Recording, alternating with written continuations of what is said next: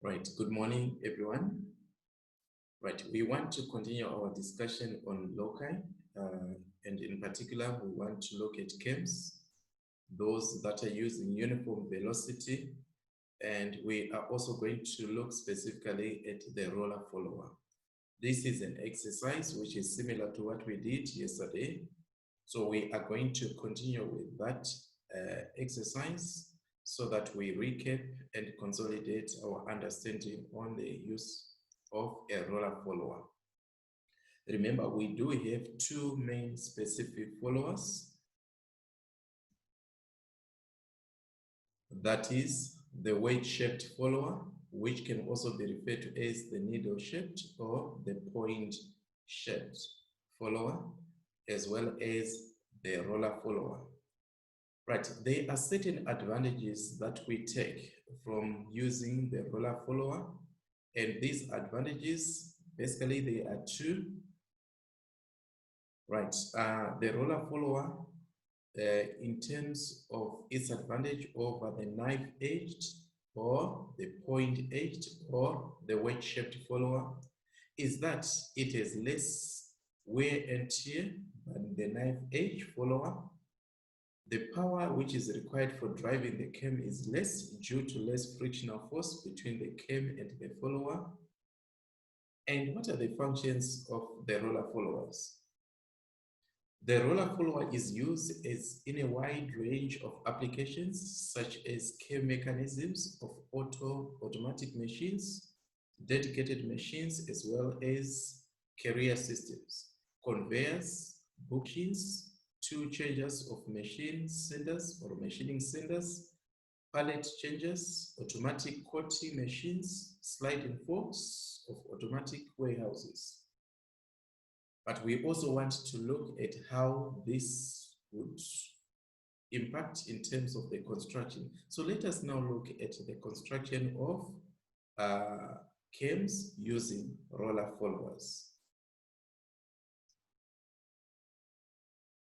But before that, we need to look at this statement. It's very key in terms of our subject. I hear and I forget, I see and I remember, I do and I understand. So our focus is on you being able to do in order to understand what we are doing. Enjoy the lesson and good luck.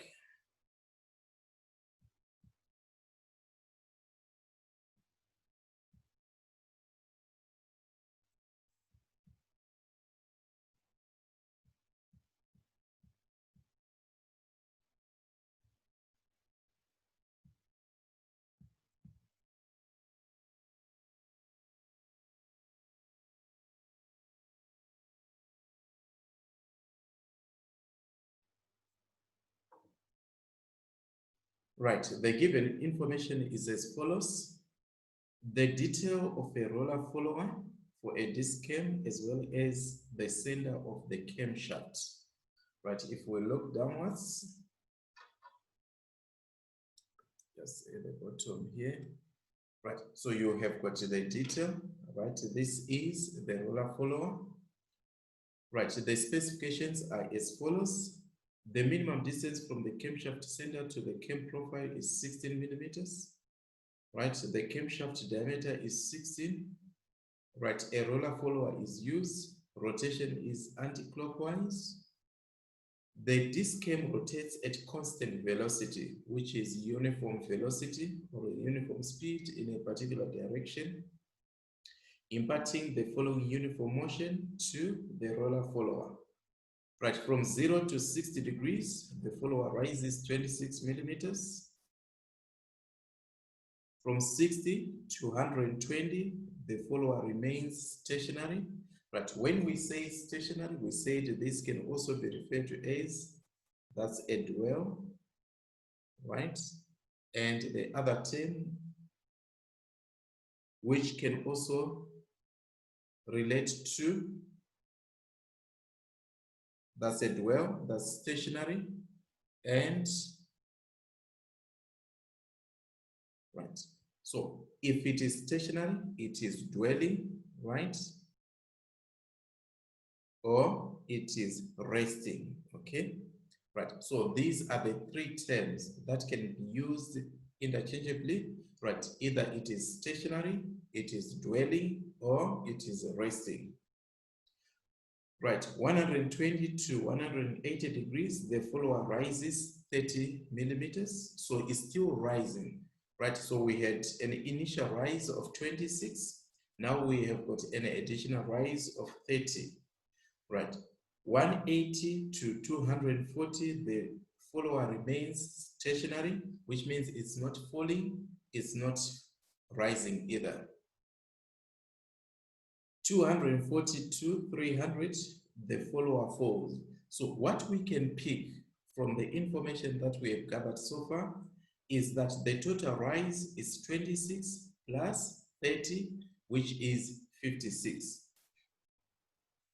Then thereafter, it begins to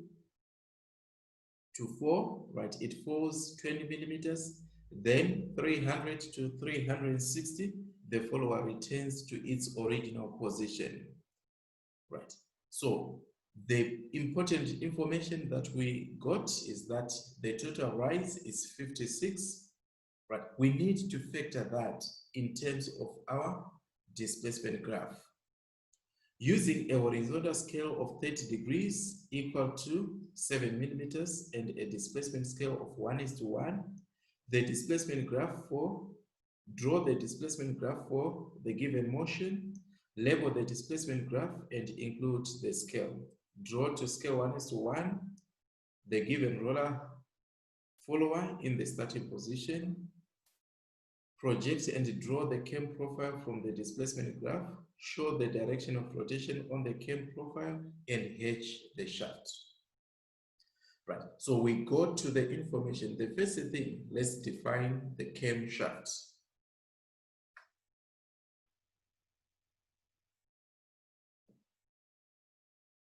Right, we have got the cam center or camshaft center, which is here, and the camshaft is diameter 16. So we are going to measure 8 millimeters.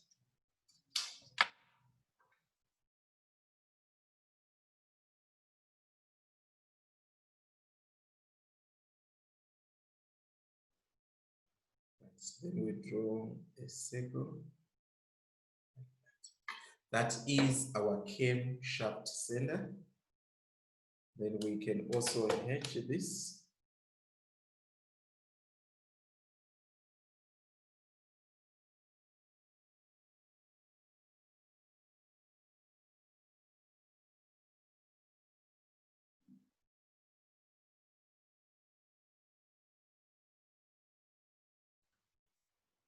Right, so the camshaft is in position and we have hedged because it is a section.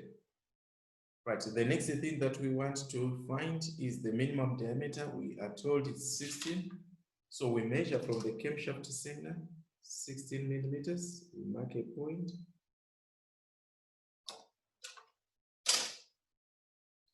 Then we draw a circle.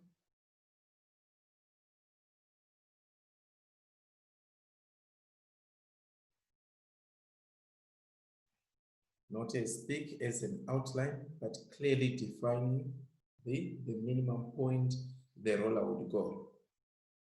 Then the direction is anti-clockwise, right in between the camshaft and the minimum distance.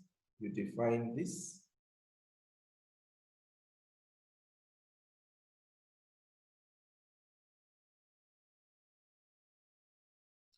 Right, it's anti-clockwise, so it's going like that. Right, so now we have got the camshaft, we have got the direction, we have got the minimum diameter. Then we need now to copy this information, right, which is here with regards to the follower. Right, we are told that the outside diameter is diameter 10, so we need to measure 5 millimeters from here and draw a faint circle.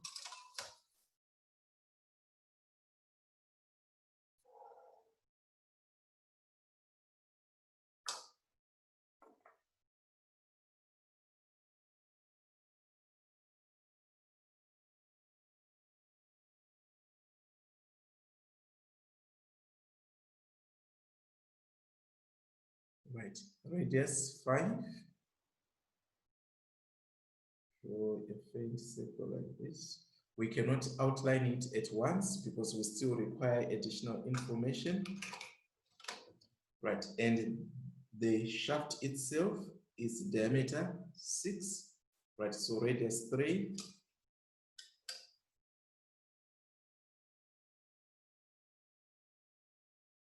Like that. Then we also measure the total displacement, which is 56. Right, up to this point. Draw a faint line like that. Right. These two lines, this one and that one, would define our total displacement, but at the same time, we are going to define our follower.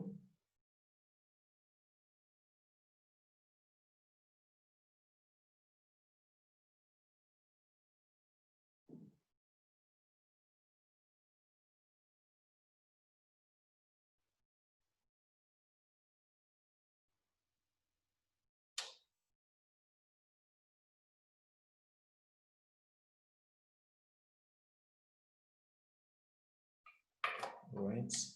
Then the distance from here to there, it's 75. So we measure 75. And the center.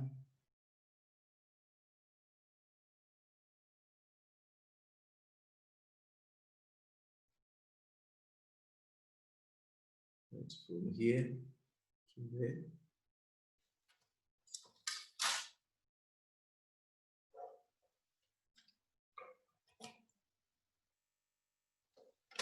Right, this is where we draw the upper part, which is also diameter 6.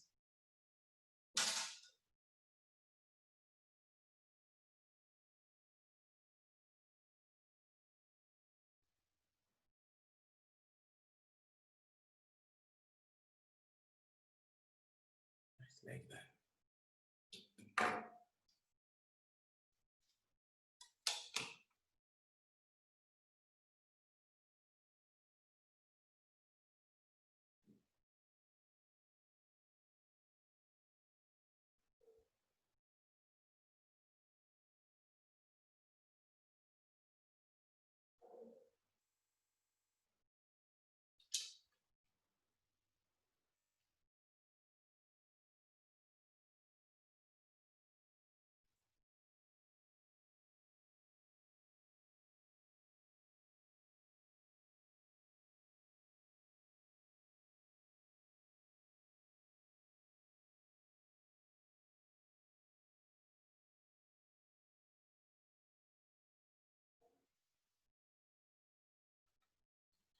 Right. So we have got that now.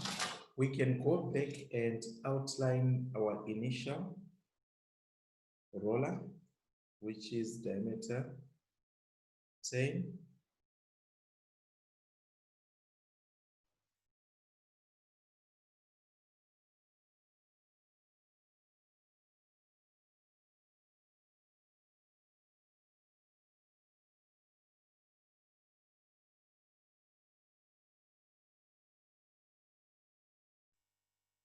There you go.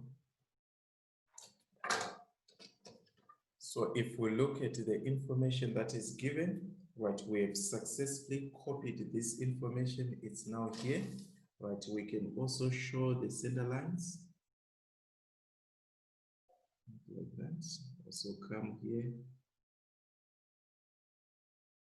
and show the center line like that. Right? So there's a center line at the top and there's a center line at the bottom, right? And the distance from here, measured from the center of the roller, it's from here to there, which is 56, which is 26 plus 30. So the total distance would be 56, right? From this center to this point. Right. Now, once you have gotten this one, you can also draw the maximum diameter.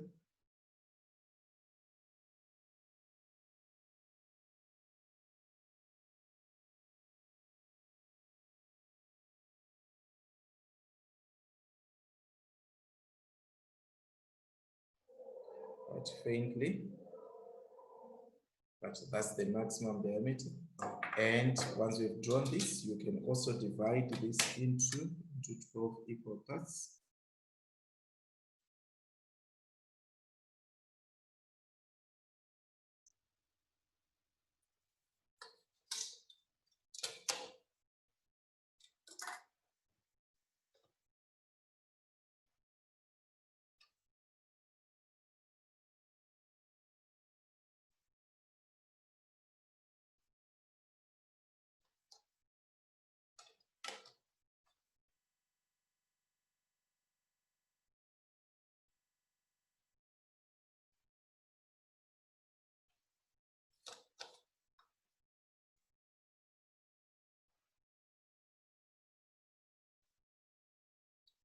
Faintly like that.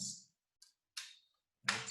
Then we can also label the starting position, that's 0, which is 360 degrees as well.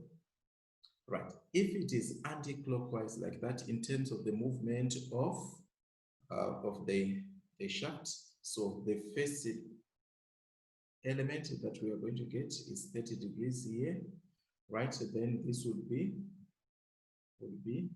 90 degrees. And the bottom part, that's 180. Right, okay. But you also need to highlight the information that is given. We have got 60 degrees, right? Then from 60, we should go to 120, right, like that. From 120, we should go to 180, 180 to 240, that's 210, 240 there. Then 240 to 300, 270, 300 degrees. Right, okay. So from 0 to 60, 120, 180, 240, as well as 300, back to 360. Now, we are also given that the scale, in terms of the horizontal scale, right, it is 30 degrees is equal to 7 millimeters. So if we calculate here, just bring this one down slightly, right? If we calculate, we have got 30 degrees is equal to 7 millimeters like that. 360 degrees is equal to, right, we can cross multiply, which we get 360 degrees over 30 degrees multiplied by 7 millimeters, but we are going to get 84 millimeters. That is the length of the displacement graph. So we need to measure. We need to measure from here to there. 84. Mark a starting point like that. Right. So from here to there, that's 84, which is the length of our displacement graph. And we complete the box. Let me just verify. I've got 2 marks there. Okay.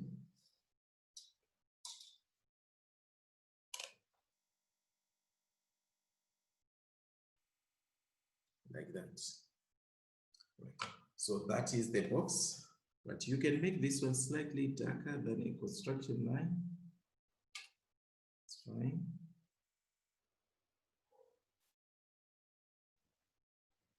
Then you divide this one into 12 equal parts as well.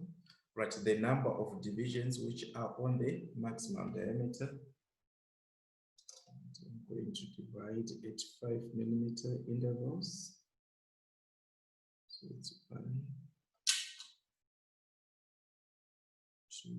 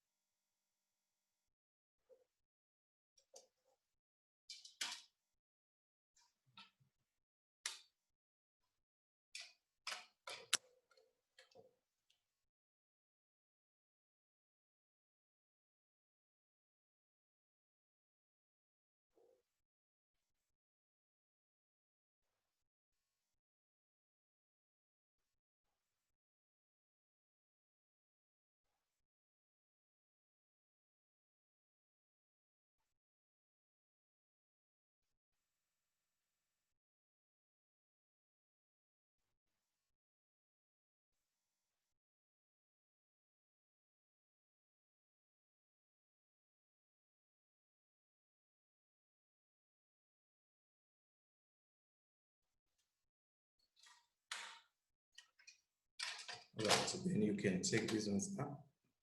Right, the spacing should be 7 millimeters apart.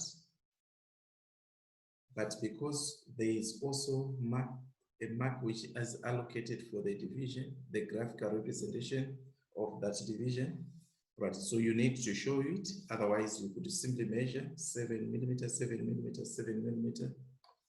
But if you do that, which means you are not going to get the mark for the division.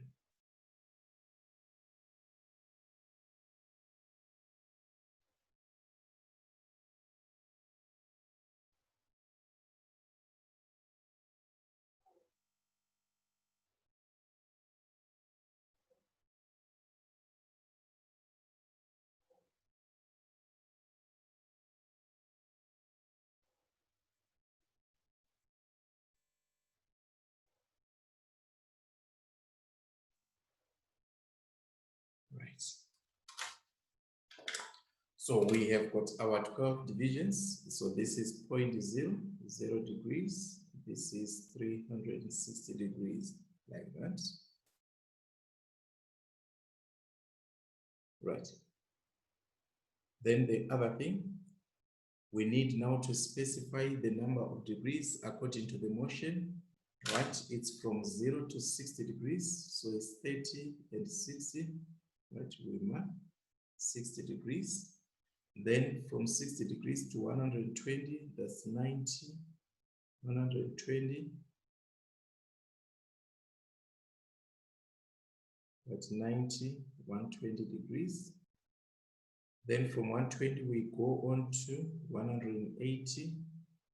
That's 150, 180, which is here. Then from 180, we go to 240, 210, 240, which is here. Right. Then this would take us from 240 to 300, 270, 300 is here. Right. These are the highlight of the movement or the motion, okay? Now, what does it specify? Right, from 0 to 60, the follower rises 26 millimeters. Right, so you go to the 60 millimeter mark, then you measure 26. To the 60 degree mark, sorry. Right, you measure 26. You connect from 0 to that mark, like that.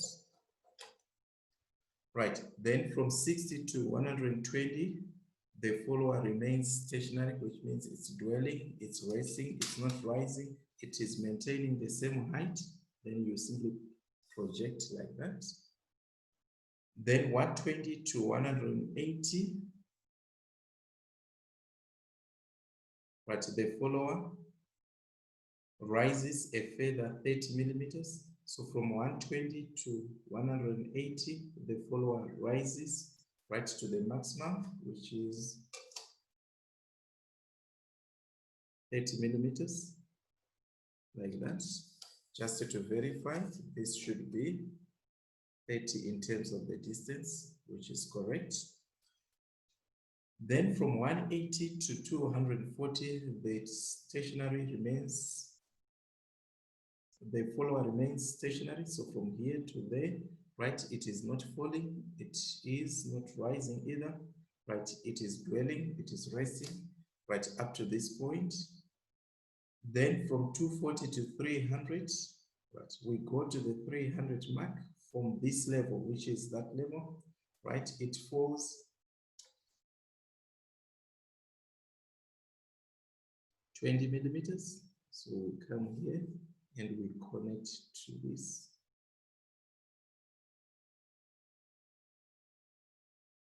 Like that. Right, from 240 to 300, the follower falls 20 millimeters. So you go to the 300 degree mark, you measure from the level going downwards, which is 20 millimeters.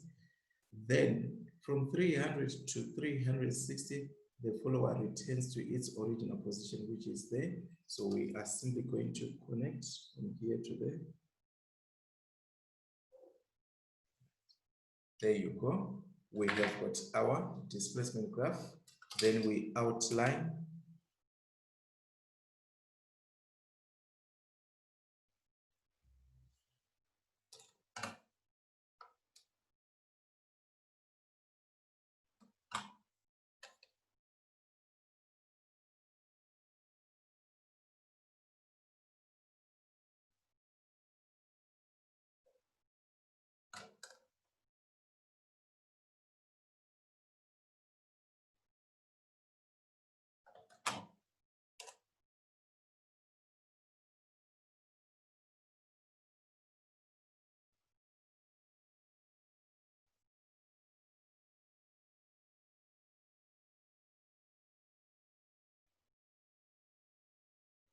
right like that.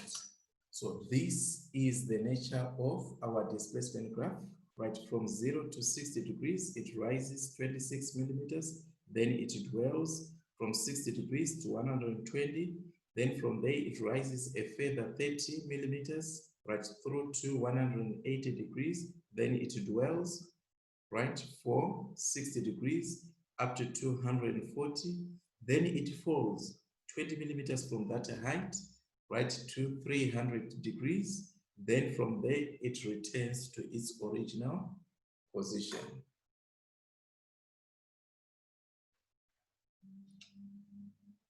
All right. Then the next thing that we want to do, right, we want to label the displacement graph. Please make sure you fully label. Provide some guidelines.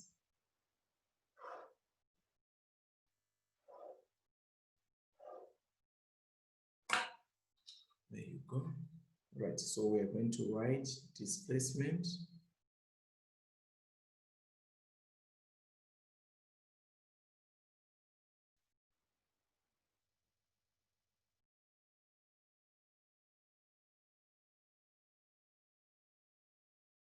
That's the displacement graph.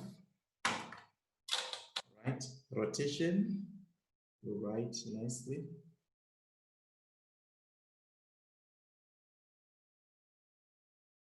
In degrees, you specify, right, in what form is the rotation? It's in degrees.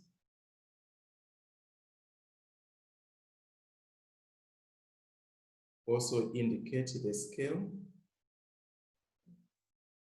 which is 30 degrees is equal to 7 millimeters. Okay, so every 7 millimeters that you find here, it's a representative of 30 degrees. That's why we count 1, 2, which means 30 and 60.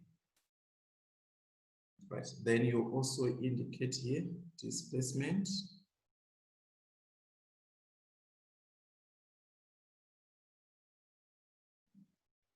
You can write 1:1, okay? Right, so here 1 millimeter that you measure from here to there, in this case is 26. The 26 is actual the rise from the bottom, which is at point 0, up until you reach 60 degrees, which is 1:1. Now we have got our displacement graph. We have labeled, we have got our maximum diameter like that. We have also indicated how it's going to be moving. Remember, what is moving is not, it's the shaft, right? It's the shaft relative to the center, okay?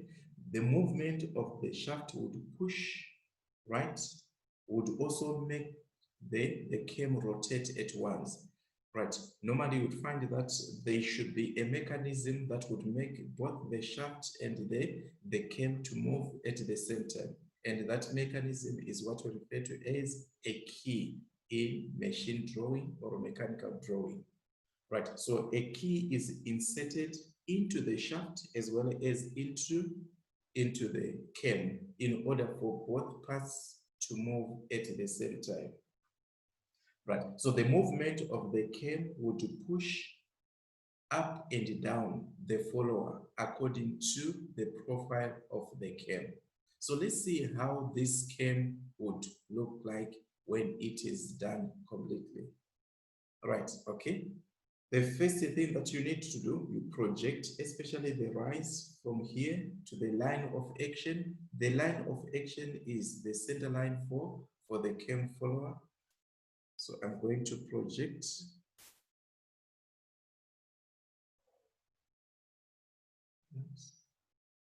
This one, take us to the dwell, and from there, then it will take us to the dwell again.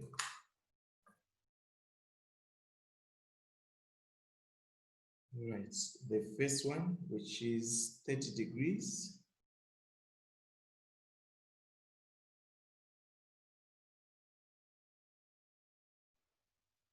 Swing, right, to cut the 30-degree angle here. Then from there, we have got 60. We describe to cut the 60. But as you can see, there is a dwell from here to there. But the moment you have got that dwell, which means from 60 to 120, right? There's nothing that is going to change. I'm going to outline from here to the 220. Right, if there is a dwell, you outline it once, right, with a compass like that. Right, then 150 degrees, which is this one. Take that to here. Then from 180 to 240, which is this one, there is also another dwell, right, from 180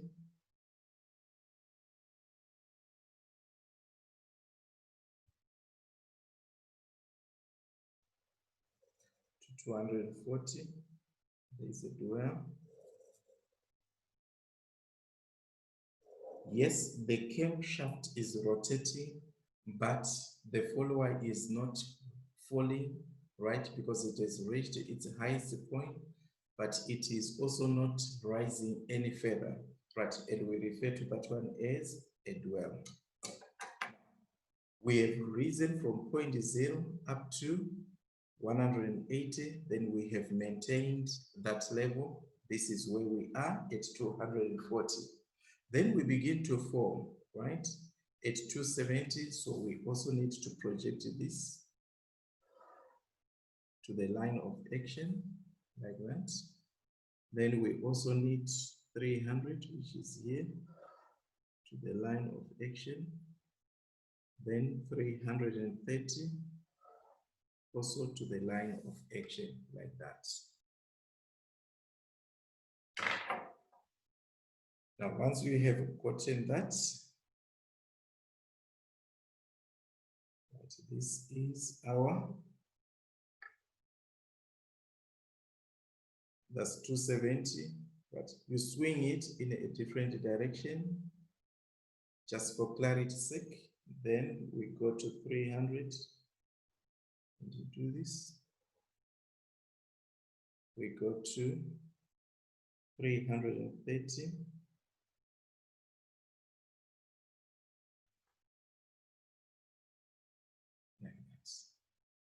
Now,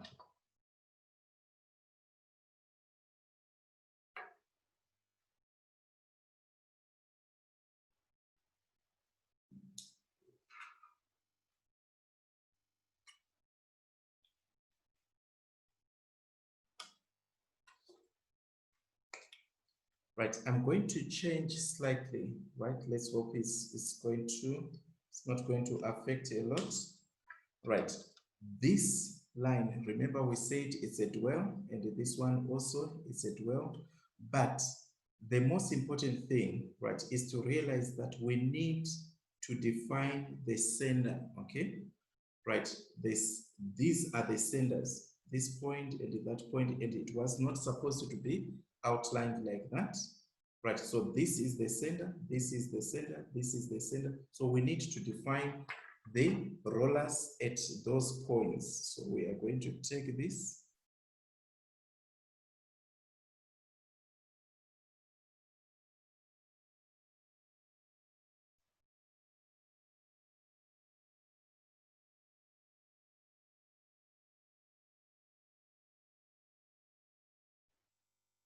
So that's the roller. So my apology for this.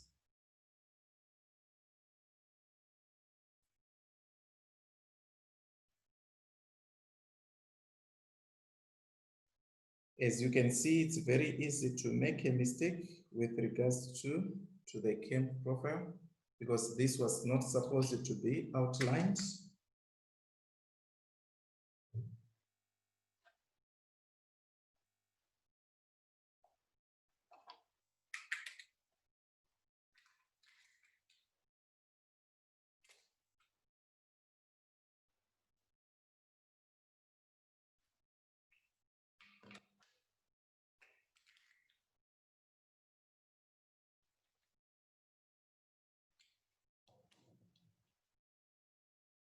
I'm going to erase slightly.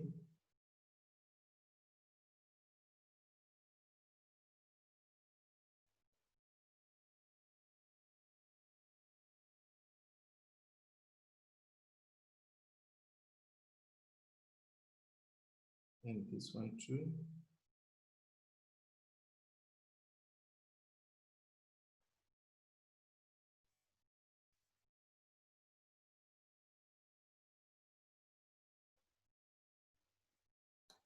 Like that, okay. Right, so at each and every point, you describe the radius or the diameter of the roller, but not as a complete circle, like this.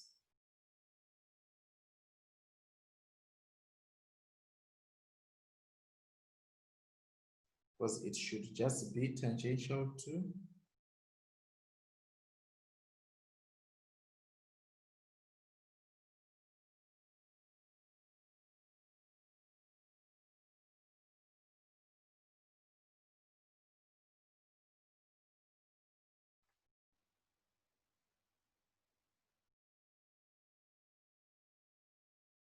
like that. Now, where there is a dwell now, right, on the underside of that roller, which is this point up to that point, right, you now need to draw a continuous line touching the underside like this.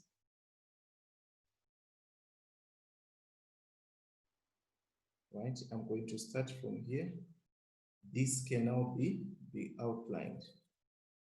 Right, that is the correct size in terms of our chem. Right, we do the same thing. We'll come to 180 to 240, which is that and that. Then you also outline like this. So you would see that if we had maintained that upper part, that one is correct when you are dealing with a wedge-shaped follower, right? Where you would define that at once. But as long as you are dealing with a roller follower, you need first of all to position the rollers in position like that. So there's a roller there touching the cam, there's a roller there touching the cam, there's a roller also touching the what? Touching the cam. So just be mindful of that. Then you connect now.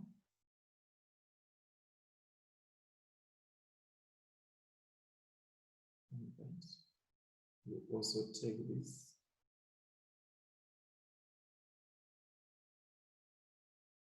There you go.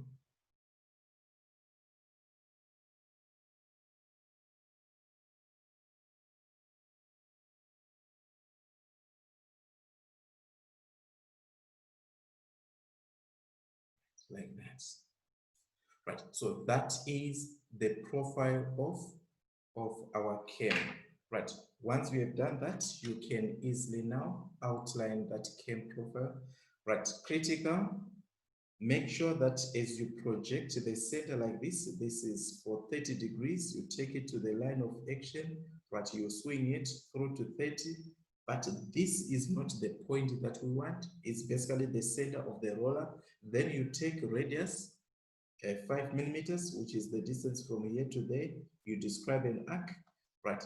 You'd find that earlier on, right, I had made a mistake, right, by outlining from here. But what is critical, you should be able to define this one as centers. Then you also create a series of rollers in position, right? If it is a dwell like this from 60 to 120 degrees, then on the underside of these rollers, using a compass, you now project or draw a defined outline all the way to that point. But you do the same also for 180 to 240. So let me outline this.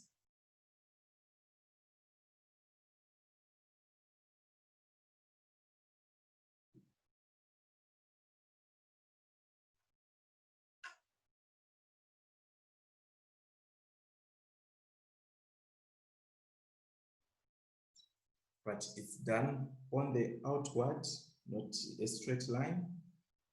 Like this.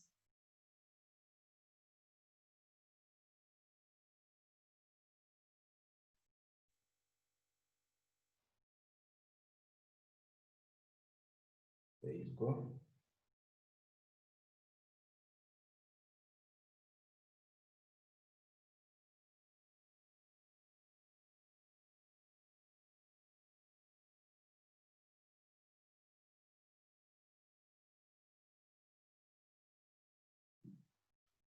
That's perfect. Right, so now we do have our chem in position, right? This is our chem disk. So you'd find that as the chem rotates in an anti-clockwise direction, right, it would make this to move up and down, right? So it's oscillating, right, along the line of action. Right, once we've done that, you can now label, that's your chem disk. Please just be mindful, right, not to relate this one to a wedge-shaped follower where the point that you define by projecting from the displacement graph into the angular division is the actual point. That is the center, but as you can see, it's very easy to make that kind of mistake. So I want you to pay attention so that you are not going to make such a mistake as well, right? So from the center, you describe the roller like that. Right. So this is it in terms of our lesson for today, right? I hope you were able to follow and you understood all the procedures that we had to take in order to come up with the chem disk or the chem profile, right? But what is important is to make sure that you are able to practice and apply on your own so that you also get this understanding and be able to utilize the skills as well. Right, enjoy the rest of the day and good day.